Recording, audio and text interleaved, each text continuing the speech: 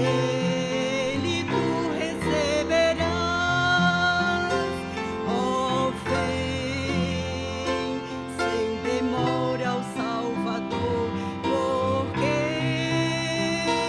vacilar e ter temor. Ó, vem, vem já, descanso te dará. Dilacerado pela dor das tuas culpas do pecado, vem sem temor ao Salvador e vida nova de gozar. Ó, vem sem demora ao Salvador, porque vacilar e ter temor. Ó, vem, vem já, descanso te dará. Sim, para vir ao Salvador das tuas culpas do pecado. Ó, vem, pois ele em seu amor e em graça te dará poder. Ó, vem sem demora ao Salvador, porque vacilar e ter temor. Ó, vem, vem já, descanso te dará. A Cristo sem demora vem, pois ele almeja te valer e sempre quer buscar teu bem. Confia nele em teu viver. Ó, vem sem demora ao Salvador, porque vacilar e ter temor. Ó, vem, vem já, descanso te dará.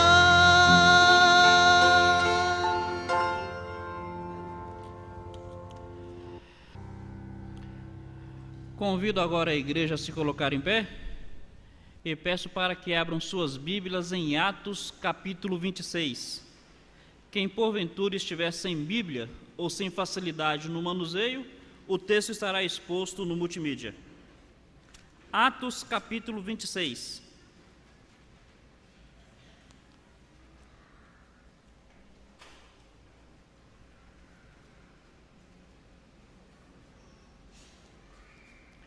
Atos capítulo 26. A partir do versículo 8. Atos 26, a partir do verso 8. Diz assim a palavra do Altíssimo: Por que se julga incrível entre vós que Deus ressuscite os mortos?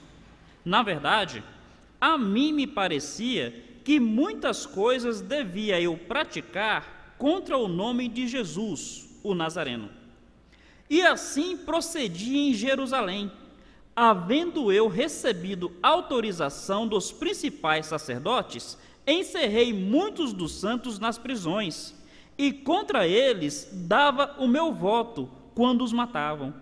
Muitas vezes os castiguei por todas as sinagogas, obrigando-os até a blasfemar.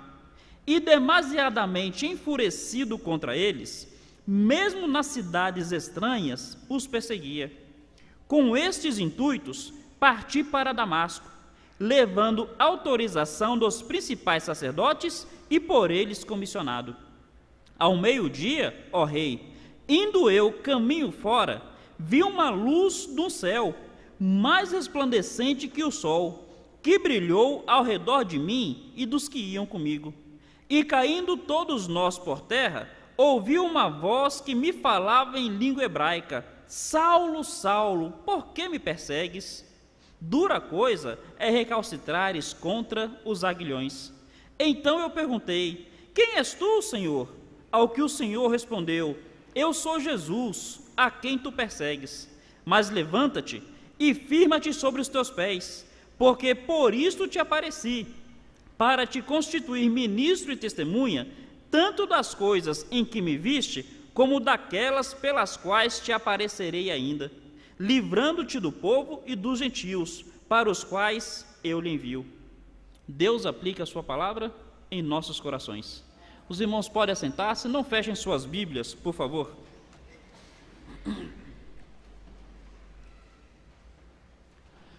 O tema da mensagem nessa noite é: como se dá a conversão? Como se dá a conversão? Observem bem, o que está acontecendo aqui é o testemunho do apóstolo Paulo. O apóstolo Paulo está dizendo como ele se converteu. E para dizer como ele se converteu, ele primeiro fala como ele era antes da sua conversão. Então ele vai dizer que antes da sua conversão, ele era uma pessoa religiosa. E ele era uma pessoa com zelo religioso tal, que ele ia de encontro a tudo aquilo que para ele fosse de encontro à sua religião. E ele diz que foi de encontro até mesmo ao nome de Jesus. Mas no momento que se converteu, ele que era o grande perseguidor, passou a ser o grande pregador do nome de Jesus. Como se dá a conversão?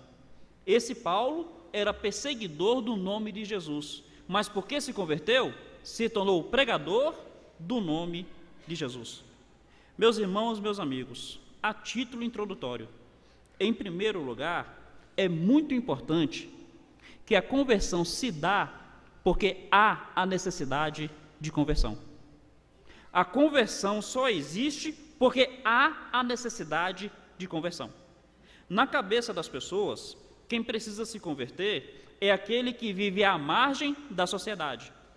Na cabeça das pessoas, talvez seja aquele que vive à margem da experiência religiosa, talvez o ateu, talvez o blasfemo.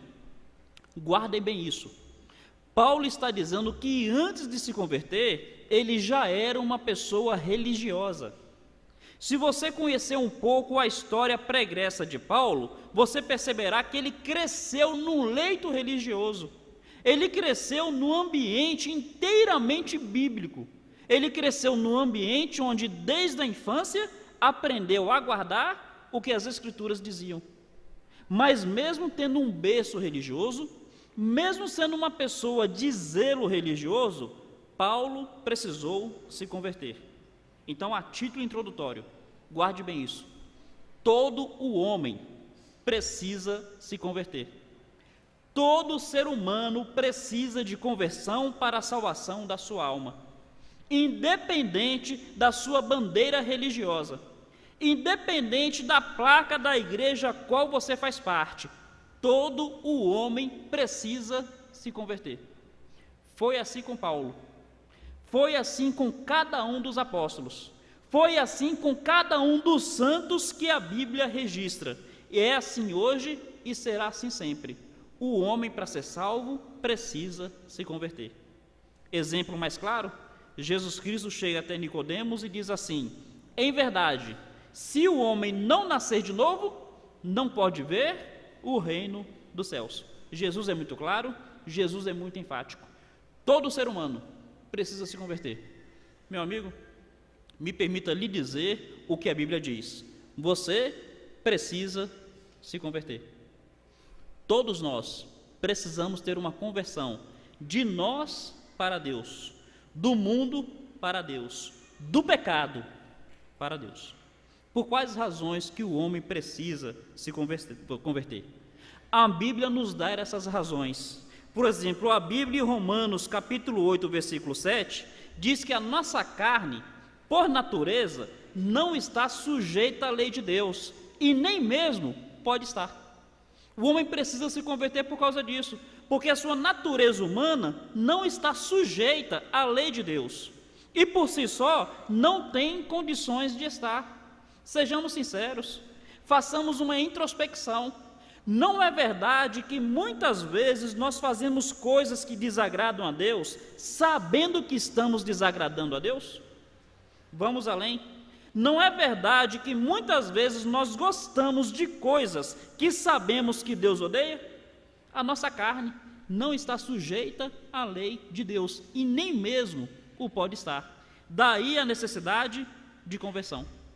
Romanos 5, versículo 10, diz que nós, por natureza, somos inimigos de Deus. O homem, pelo seu nascimento, ele é inimigo de Deus. Por qual razão? Porque quando Deus criou Adão, Deus disse a Adão o seguinte: não coma deste fruto, porque se comer, certamente morrerá. Adão optou por ir de encontro a Deus. Deus disse, não faça, ele fez. E aí o que acontece? Adão teve filhos. Como Adão estava separado de Deus, os seus filhos já nasceram separados de Deus. Como Adão tomou a iniciativa de ir de encontro a Deus, os seus filhos já nascem com essa propensão de ir de encontro a Deus. O homem é, por natureza, inimigo de Deus. Daí a necessidade do homem se converter. Por isso que Paulo, mesmo sendo uma pessoa religiosa, ele precisava se converter. Indo além, Efésios 2, versículo 2, fala que o homem é naturalmente filho da desobediência. Há uma propensão, ou uma propulsão no coração do homem a desobedecer às leis de Deus. Se você estiver dirigindo por uma estrada, você está dirigindo a cerca de 80 km por hora, uma velocidade moderada, e aí vai ter uma curva à esquerda. Quando você fizer essa curva à esquerda, vai ter uma lei que é chamada de força estranha. O que vai acontecer? Você está virando à esquerda e tem uma força te empurrando à direita. Por qual razão? Porque você já ia nessa velocidade. Então, por mais que você esteja puxando o volante para a esquerda, tem alguma coisa te empurrando para a direita. Há essa mesma propensão no âmbito espiritual. Por mais que muitas vezes nós queiramos obedecer, há uma força interna nos levando a desobedecer. O homem, ele é filho da desobediência. Por isso que o homem precisa se converter. Indo além, Efésios 2, versículo 3, fala que porque o homem está separado de Deus, ele se tornou filho da ira. Se o homem morrer nesse estado, separado de Deus, inimigo de Deus, com a sua natureza não sujeita à lei de Deus, o homem morrendo nesse estado, ele parte para a eternidade longe de Deus, e ele vai desfrutar da ira de Deus. Por isso que a Bíblia fala que o homem sem Deus, ele é filho da ira. Se o homem não se converter, ele vai desfrutar, isso não é desfrutar, né? Ele vai sofrer a ira de Deus na eternidade. Finalmente, nessa introdução, Efésios 2, versículo 1, fala que o homem, ele está espiritualmente morto em delitos e em pecados. Qual é o estado espiritual do homem? O homem está morto em delito e em pecado. Aí você me fala, pastor, eu não estou morto, porque eu estou respirando, eu estou andando e eu estou falando. Meu amigo, morte na Bíblia não tem um conceito biológico. Morte na Bíblia tem um conceito espiritual. Nós temos o conceito biológico, então nós pensamos que se a pessoa está respirando, logo ela está viva. Mas na Bíblia, o conceito espiritual de morte é separação. Então o homem está espiritualmente morto porque ele está separado de Deus, o autor da vida. Qual é a necessidade do homem? O homem precisa se converter para ter o perdão dos seus pecados, para ter a salvação da sua alma, para ter comunhão com Deus, para desfrutar da vida eterna. Tendo argumentado a necessidade da conversão, eu gostaria de, baseado na experiência de Paulo, falar como se dá a conversão. Como é que essa conversão acontece?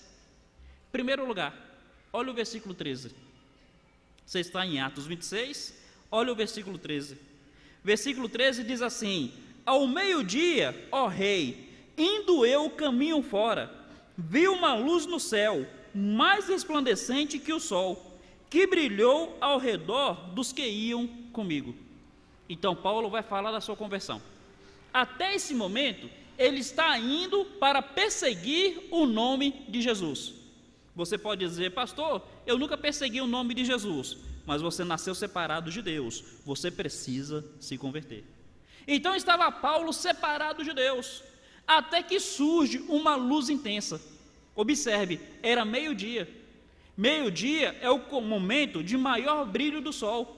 Mas Paulo fala que essa luz sobrepujava a luz do sol do meio-dia. Para que haja a conversão, em primeiro lugar, é necessário que haja a iniciativa divina. Essa luz não é uma luz natural, é uma luz espiritual. Essa luz não é uma luz humana, essa luz é uma luz divina. Para que o homem se converta, Deus precisa tomar a iniciativa em prol do homem, porque a nossa incapacidade é tão grande que nós não conseguimos nem mesmo nos converter sozinhos. A nossa incapacidade é tão grande que nós não conseguimos nem mesmo acreditar em Jesus por nós mesmos. Precisa da intervenção de Deus.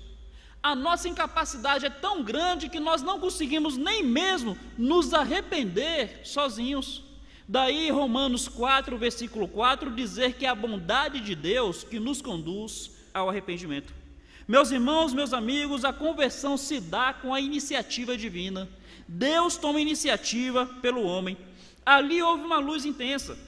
E a Bíblia diz assim: aquele que das trevas resplandeceu a luz, ele mesmo resplandeceu em nossos corações para a iluminação do nosso entendimento. A Bíblia está dizendo que da mesma forma que na criação Deus disse haja luz e houve luz, da mesma forma no coração do homem, que é um coração em trevas por causa do pecado, Deus precisa manifestar a sua luz, e essa luz é Jesus. Jesus disse: eu sou a luz do mundo, quem me segue não anda em trevas, mas terá a luz da vida. Para que o homem se converta, precisa da iniciativa divina, e essa iniciativa foi manifesta através de Cristo. A Bíblia diz mais acerca dessa iniciativa. Isaías 53 diz assim: todos nós andávamos desgarrados, cada um se desviava pelo seu próprio caminho, mas ele fez cair sobre si a iniquidade de nós todos. Percebe a iniciativa divina? Isaías 53 fala: todos nós andávamos desgarrados, longe de Deus, longe das coisas espirituais. Cada um se desviava pelo seu próprio caminho. Um se desviava pelo caminho da religião, outro se desviava pelo caminho do materialismo, outro se desviava pelo caminho da alienação, outro se desviava pelo caminho do pecado. Cada um se desviava pelo seu próprio caminho. Aí o texto diz: mas ele fez cair sobre si a iniquidade de nós todos. Pelas suas pisaduras nós fomos sarados. Meus irmãos, meus amigos, em primeiro lugar é necessário que haja iniciativa divina, e glória a Deus, essa iniciativa já foi tomada através de Jesus Cristo. Pensando ainda nesse argumento, Jesus falou assim: ninguém pode vir a mim, se pelo céu não lhe for concedido. É graça de Pai, é a graça de Deus, é a iniciativa do Senhor em salvar a nossa alma. Essa iniciativa ele já tomou através de Cristo, porque Cristo disse assim: vinde a mim, todos vós que andais sobrecarregados e oprimidos, e eu vos aliviarei. Meus irmãos, meus amigos, se precisava da iniciativa divina, a iniciativa divina foi dada com a vinda de Cristo para salvar e buscar aquele que se havia perdido. Cristo já tomou a iniciativa por você, meu amigo. Cristo já tomou a iniciativa por você, meu irmão. Mas diante disso, nós também devemos pensar que essa iniciativa de Deus manifesta amor. A Bíblia diz assim: com laços eternos te amei e com benignidade te atraí. Deus toma a iniciativa por nós apenas por uma única razão: Ele nos ama. Com laços eternos te amei e com benignidade te atraí. Aquela luz que veio sobre Paulo não foi uma luz para condenar, não foi uma luz para incriminar, não foi uma luz para afrontar, foi uma luz para atrair, foi uma luz para abençoar, foi uma luz para salvar. Quando Cristo veio ao mundo, meu amigo, Cristo não veio ao mundo para condenar a sua vida. Cristo não veio ao mundo para condenar o homem. Cristo veio ao mundo para perdoar o homem, para salvar o homem e para abençoar o homem. Nisso me vem à mente aquela situação onde Cristo estava com os discípulos e de repente chega uma mulher que está sendo empurrada pela multidão. Essa mulher empurrada pela multidão é apresentada a Cristo e a multidão diz: Senhor, essa mulher foi flagrada em adultério e a lei diz que ela deve ser apedrejada. E o Senhor, o que o Senhor diz? Cristo não veio ao mundo para afrontar. Assim como aquela luz intensa sobre Paulo foi para abençoar, Cristo se dispôs a abençoar aquela mulher. E o que Cristo diz? Cristo fala: aquele dentre vós que não tiver pecado, atire a primeira pedra. Diante disso, aquela multidão, na convicção do próprio pecado, começou a se retirar, um a um, até que ficaram Jesus e aquela mulher. E Jesus fala com a mulher: cadê os teus acusadores? Ninguém te condenou? A mulher fala: ninguém. Aí Jesus disse: nem eu tampouco te condeno. Mulher, vá e não peques mais. Percebem, meus irmãos? Percebem, meus amigos? Qual é a iniciativa de Deus sobre o homem? É uma iniciativa de amor, é uma iniciativa de graça. Quando Deus procura operar conversão no coração do homem, é para abençoar o homem, é para perdoar o homem, é para salvar o homem. E Deus quer tomar essa iniciativa na sua vida hoje, meu amigo. Da mesma forma que Cristo disse para aquela mulher: nem eu te condeno, Cristo quer dizer para você: nem eu te condeno. Da mesma forma que Cristo libertou aquela mulher a ponto de dizer: vá e não peques mais, Cristo quer te dizer: vá e viva uma vida em intimidade com Deus, uma vida em comunhão com Deus. Saia daqui nessa noite na certeza de que houve a conversão da sua alma. Cristo quer salvar a sua vida. Essa luz intensa que o texto aqui nos revela é uma luz necessária. É necessária porque o homem sem Deus está em trevas.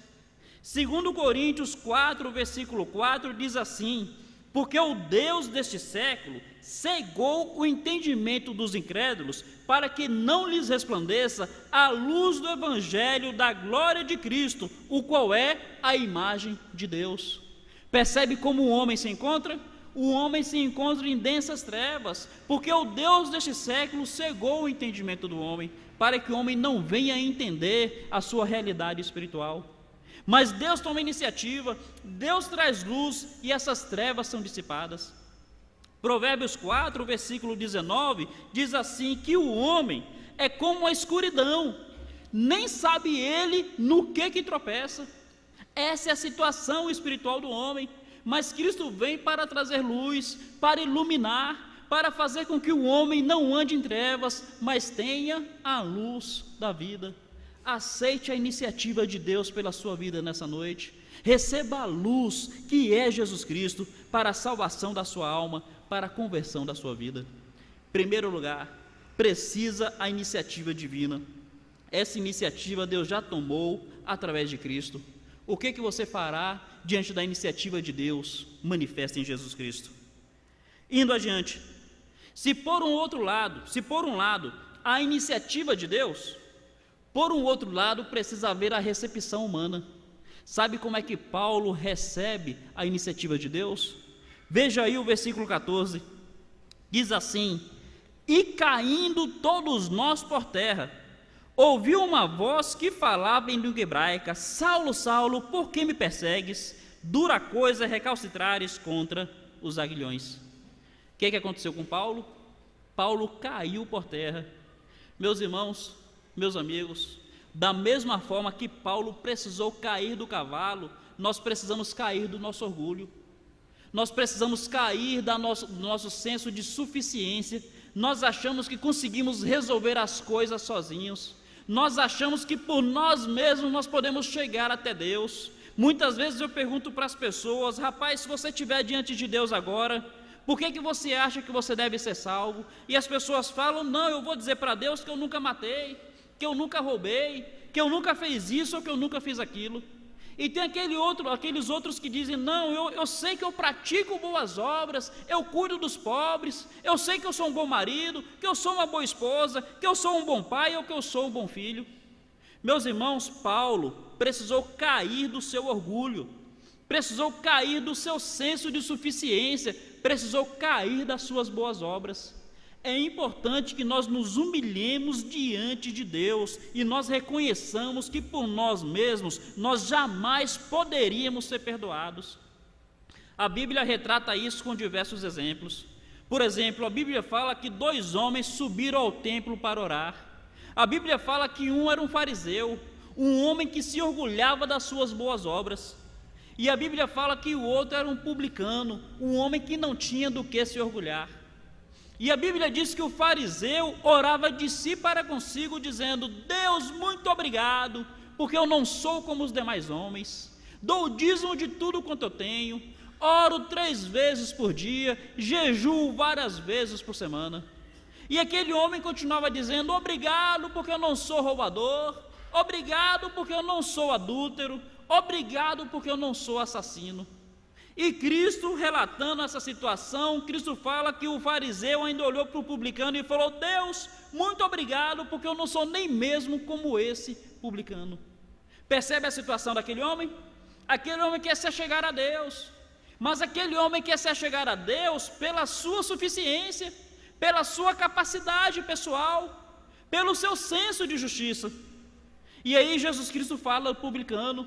Jesus Cristo disse que o publicano nem ao mesmo olhava para o céu, ele somente batia no peito e dizia: Deus, tem misericórdia de mim, porque eu sou pecador. Deus, tem misericórdia de mim, porque eu sei que estou longe de Ti. Deus, tem misericórdia de mim, porque sem a Tua misericórdia eu estou condenado a viver eternamente separado do Senhor. Jesus Cristo termina esse relato dizendo que aquele publicano desceu para casa sendo aceito por Deus, mas não o fariseu. Percebem, meus irmãos, percebem, meus amigos? Paulo, quando teve aquela luz diante de si, Paulo caiu por terra, Paulo se humilhou, e o homem precisa se humilhar diante de Deus para que a sua alma seja salva. O homem precisa se humilhar reconhecendo o seu pecado. O homem precisa se humilhar reconhecendo que está separado de Deus. O homem precisa se humilhar entendendo que por si só jamais ele será perdoado. O homem precisa se humilhar para que Deus use da sua misericórdia. A Bíblia diz: humilhai-vos sob a potente mão de Deus, e a seu tempo ele vos exaltará. A Bíblia diz: aquele que se humilhar será exaltado, mas aquele que se exalta será humilhado. Meus irmãos, meus amigos, para que haja conversão, o homem precisa cair de si, precisa cair do seu orgulho, precisa cair do seu eu, precisa cair do seu senso de justiça e reconhecer a miséria do próprio coração, reconhecer o próprio estado do pecado. Deus tomou iniciativa sobre a sua vida. Essa iniciativa manifesta em Cristo Jesus. Mas para que essa iniciativa seja contemplada por você, você precisa reconhecer a sua necessidade de Cristo. E aqui eu começo a entender algumas coisas que Jesus falou. Jesus disse que ele não veio para chamar os justos, ele veio para chamar os pecadores. Sabe o que isso quer dizer? Não é que Jesus dissesse que havia justos. Jesus está dizendo que enquanto as pessoas acharem que são justas, ele não fará nada por elas, porque ele veio para fazer pelos pecadores. Por que Jesus não faz nada por mim? Porque você está achando que é justo. Quando você reconhecer que é pecador, Jesus vai agir na sua vida. Por que Jesus tem feito sobre este? Porque esse tem reconhecido o seu próprio pecado e por perceber a miséria do seu coração, humilhou-se. Deus o exaltará. Meu amigo, você está disposto a reconhecer o seu pecado? Você está disposto a reconhecer que você está longe de Deus? Você está disposto a reconhecer que apesar de ser bom pai, de ser boa esposa, apesar de ser religioso, sem Jesus Cristo você está condenado e condenado eternamente? É necessário que isso haja na sua vida para que realmente venha conversão sobre a sua alma. Queria dizer aqui que algo que me salta aos olhos é que diante dessa luz intensa não estava apenas Paulo. estava Paulo e a comitiva que acompanhava Paulo. E Paulo fala que todos eles caíram por terra, mas Paulo fala que apenas ele se converteu. Sabe o que isso me mostra? Isso me mostra que Jesus Cristo falou: muitos são chamados, mas poucos são escolhidos. Isso me mostra que muitos ouvem o Evangelho, mas poucos aceitam o Evangelho que ouvem. Todos eles viram aquela luz, mas apenas Paulo se converteu. E Paulo demonstrou o testemunho dele àquelas pessoas. Aquelas pessoas viram a mudança na vida de Paulo. Aquelas pessoas perceberam que Paulo antes perseguia o nome de Jesus, mas Paulo agora pregava o nome de Jesus. E mesmo aquelas pessoas tendo visto a luz, mesmo aquelas pessoas tendo visto a diferença na vida de Paulo, nem mesmo assim elas se converteram. Sabe por qual razão, meus irmãos? Sabe por qual razão, meus amigos? Porque infelizmente são muitos os corações que resistem ao desejo de Deus pela conversão da sua alma. São muitas as pessoas que têm dito não ao convite de Jesus Cristo para a salvação da sua alma. Cristo disse: vinde a mim, quem estiver cansado e sobrecarregado, eu vos aliviarei. E muitos têm dito: não, eu não irei, eu continuarei com o meu fardo, eu continuarei com o meu pecado, eu continuarei longe de Deus, mas eu não irei a Cristo. Da mesma forma que muitos ali que estavam com Paulo não se converteram, muitos na história têm ouvido o Evangelho, mas não têm se convertido. Por qual razão? Porque têm dito não à iniciativa de Deus. Apocalipse 3, versículo 20, Jesus Cristo fala: eis que estou à porta e bato. Se alguém ouvir a minha voz, se alguém abrir a porta, eu entrarei, cearei com ele e ele comigo. Observe bem que Jesus Cristo não está dizendo que vai bater e vai entrar. Jesus Cristo está dizendo que vai bater, mas só entrará se a pessoa der ouvidos ao toque dele, se a pessoa abrir a porta e aceitar a pessoa dele no seu coração. Jesus Cristo quer entrar na sua vida, meu amigo. Jesus Cristo quer entrar na sua casa. Jesus Cristo quer entrar no seu coração e quer converter a sua alma. O que é que você vai dizer para Jesus hoje? Se humilha diante de Jesus. Assim como Paulo caiu daquele cavalo, se coloca no chão diante de Jesus e diga: Jesus, entra, Jesus, eu quero, Jesus, salva a minha alma, porque eu preciso do Senhor na minha vida. Aquele que se humilhar será exaltado.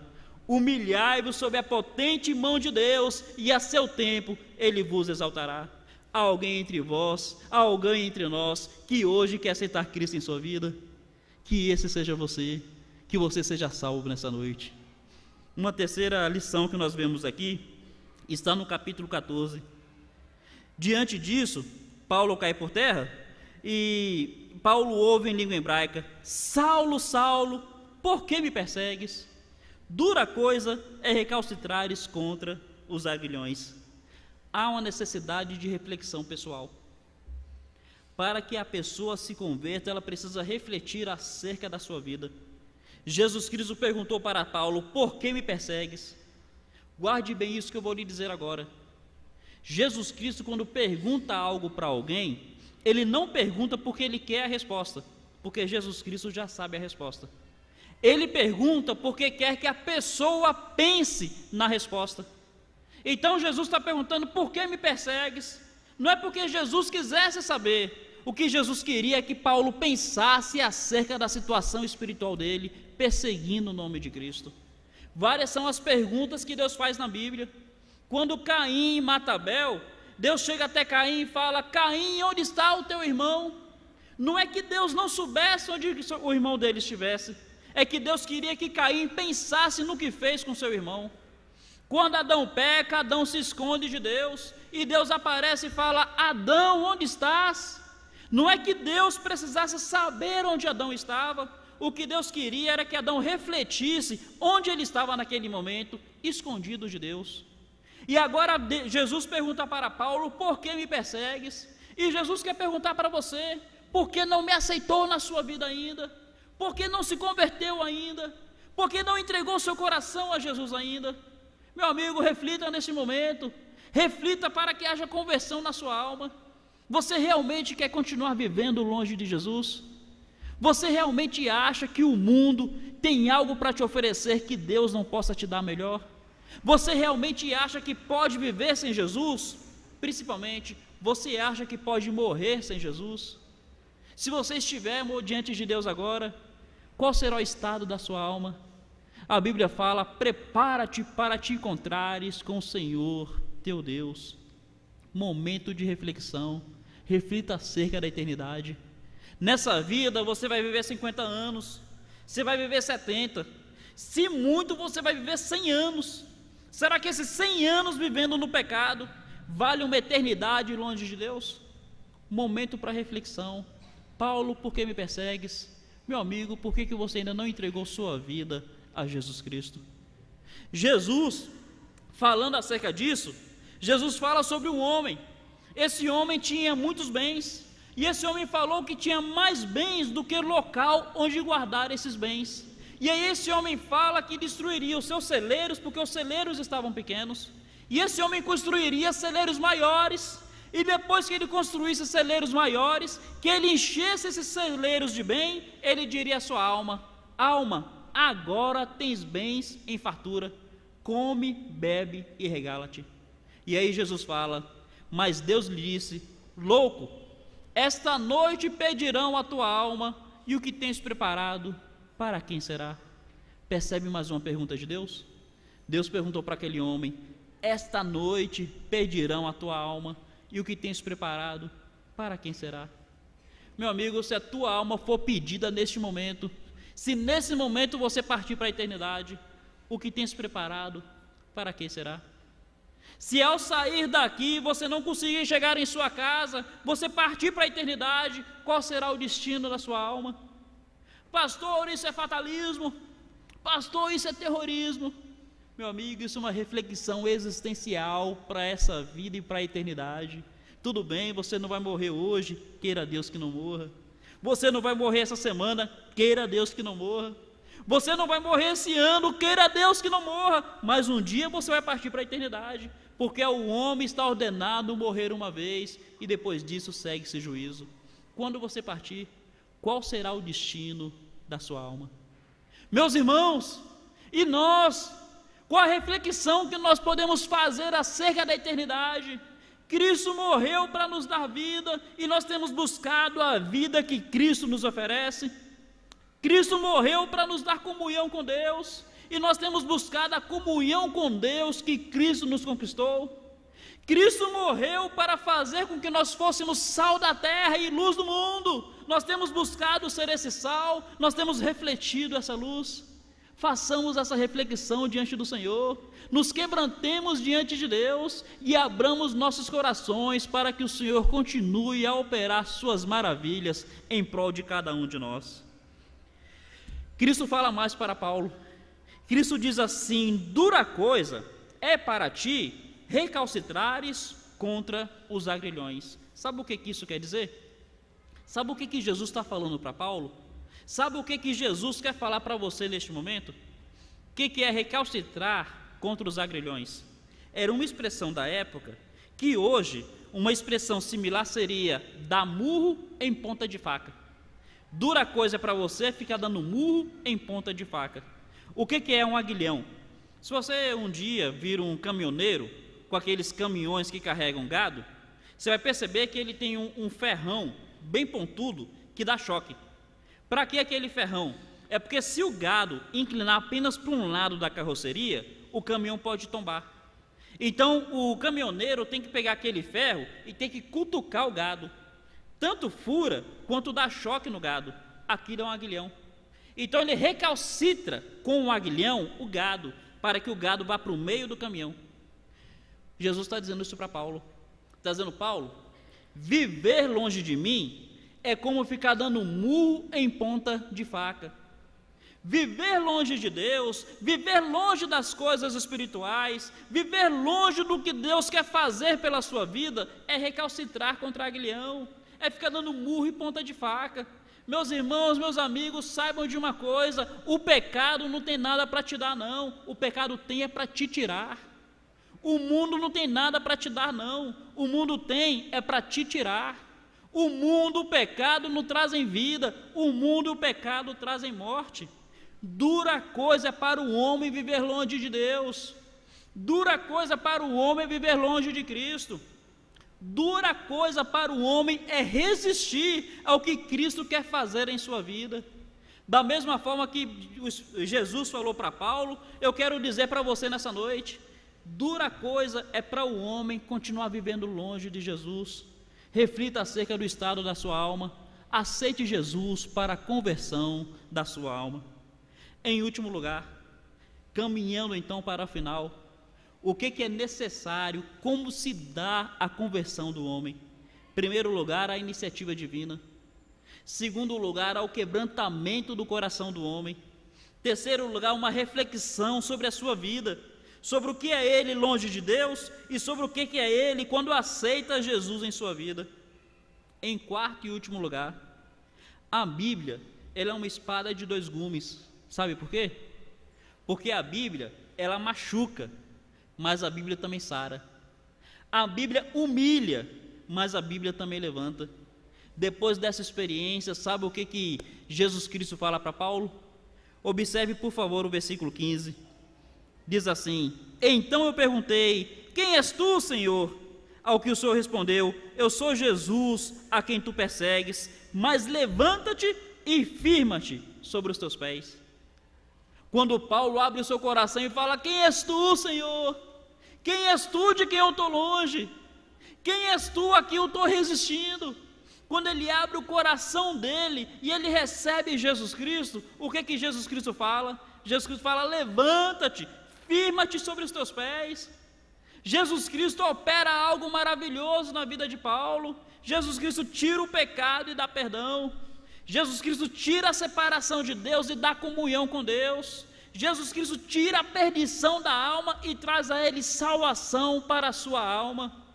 Salmo 40 diz assim, que nós estamos todos num poço, no lodaçal de lama, mas ele tirou nossos pés da lama e nos firmou sobre uma rocha. É isso que Jesus Cristo faz. O homem se humilha diante do Senhor e o Senhor o levanta. O Senhor restaura a ele a sua dignidade, restaura a ele a sua posição espiritual, e o Senhor faz dele o Filho de Deus, Filho do Altíssimo. Meus irmãos, meus amigos, Jesus fez grandes coisas na vida de Paulo. Jesus quer fazer grandes coisas na vida do homem. Jesus quer fazer grandes coisas por você. Depois que Paulo abriu seu coração para Jesus, Paulo fez afirmações maravilhosas. Ele disse que nós somos herdeiros de Deus e somos co-herdeiros com Cristo. Ele falou que Deus nos tirou do império das trevas e nos transportou para o reino do Filho do seu amor. Ele falou que em todas as coisas nós somos mais do que vencedores por meio daquele que nos amou. Por que Paulo pode dizer isso? Porque Cristo falou: levanta-te, põe-te sobre os teus pés, eu vou fazer grandes coisas na sua vida. Meu amigo, Jesus quer fazer grandes coisas por você. Jesus quer trazer perdão para a sua alma. Jesus quer te trazer restauração espiritual. Jesus quer te trazer salvação eterna, quer te dar comunhão com Deus. Mas para que isso aconteça, você precisa se converter. Você precisa aceitar Jesus Cristo em sua vida. Você precisa se entregar inteiramente a Deus. Aceite Jesus. Ele tem grandes coisas para fazer por você. Que Deus nos abençoe. Quero convidá-los neste momento a curvar suas cabeças e a falar com Deus. Quero te convidar a orar, falar com o Senhor. Talvez você já tenha o hábito de falar com Deus em algumas situações. Talvez você nunca tenha feito isso antes. Eu queria que você pensasse acerca do que você ouviu nessa noite. Primeira coisa para você pensar: todo homem precisa se converter. Todos os homens precisam se converter. Senhora, não sei qual é a sua idade, a senhora precisa se converter. Jovem, você precisa se converter. Você vai me dizer: não, mas eu já tenho uma religião. Eu não estou falando de religião, estou falando de conversão a Deus por meio de Cristo. O homem precisa se converter, porque nasceu longe de Deus, nasceu morto em delitos e pecados. Se o homem não se converter, ele está condenado a uma eternidade sem Deus. Essa conversão se dá com a iniciativa de Deus pelo homem. Não é algo que nós fazemos sozinhos, não. É algo que Deus faz por nós e que Deus faz em nós. Essa iniciativa Deus já tomou através de Cristo. A Bíblia fala que Deus prova o seu amor para conosco pelo fato de Cristo ter morrido por nós. Ele tomou essa iniciativa. Através de Jesus, você tem perdão da sua alma. Através de Jesus, você pode se converter. Mas para que isso aconteça, você precisa se humilhar, precisa reconhecer o seu pecado, reconhecer o estado da sua alma. Você precisa clamar a Deus: Senhor, não me deixe para o inferno, não me deixe viver longe do Senhor. Senhor, salva a minha alma. Se humilha diante de Deus, meu irmão. Se humilha diante de Deus, meu amigo. Senhora, se quebranta diante do Senhor. Eu preciso de Cristo na minha vida, porque sem Ele estou condenado a uma eternidade sem Deus. Você precisa refletir acerca disso. Reflita. É possível viver sem Cristo? É possível morrer sem Cristo? Se hoje você partir para a eternidade, para onde você vai? Aceite Jesus como o Salvador da sua vida. Há alguém entre nós nessa noite que quer entregar sua vida a Jesus Cristo? Levante uma de suas mãos, eu quero orar por você. Quero agradecer a Deus pela sua vida. Ninguém está olhando para você, você não está olhando para ninguém, é só você e Deus neste momento. Alguém aqui quer entregar sua vida a Jesus Cristo? Quer a conversão da sua alma? Entende que sem Jesus está condenado a uma eternidade sem Deus? Levante uma de suas mãos. Eu quero orar por você neste momento. Há alguém que está afastado do Evangelho e nessa noite quer se reconciliar com o Senhor?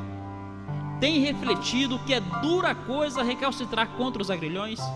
Levante uma de suas mãos. Há alguém entre nós? Pastor, eu quero Jesus na minha vida. Eu preciso de Jesus na minha vida. Sem Ele eu não quero viver.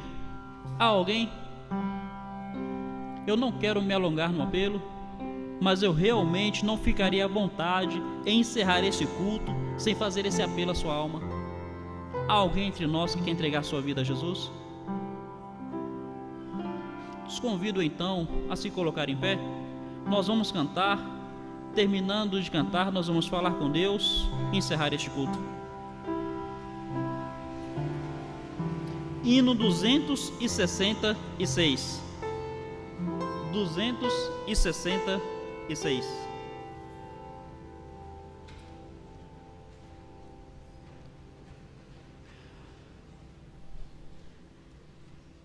Nós vamos cantar a primeira e a última estrofe. Enquanto nós cantamos, sem querer fazer uma apelação, nem uma chantagem emocional, mas nós franqueamos ainda a oportunidade. Se alguém quiser fazer pública a sua decisão, vamos cantar a primeira e a última estrofe. Vem à frente enquanto nós cantamos. Nós vamos anotar o seu nome para lhe fazer uma visita e orar por você. Primeira e última estrofe.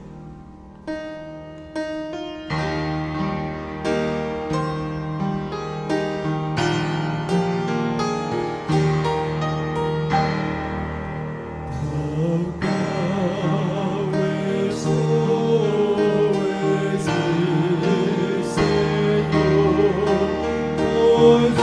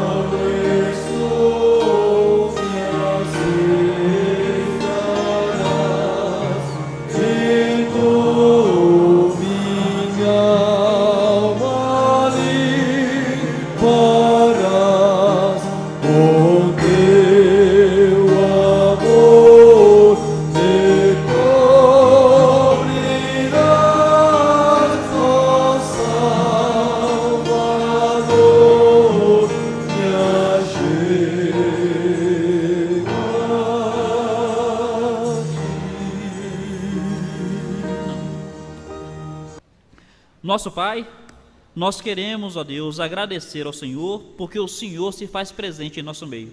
Obrigado, ó Pai, pelo culto que foi prestado a Ti, obrigado pela presença do Teu povo. Abençoa os nossos irmãos, ó Pai, é povo do Senhor, chamado pelo Teu nome. Senhor, eu te peço para que nos despeça em paz para os nossos lares, nos dê uma semana na Tua presença, nos livre de pecar contra Ti e fala ao coração dos nossos amigos que estiverem em nosso meio. Em Cristo nós clamamos a Ti, Senhor.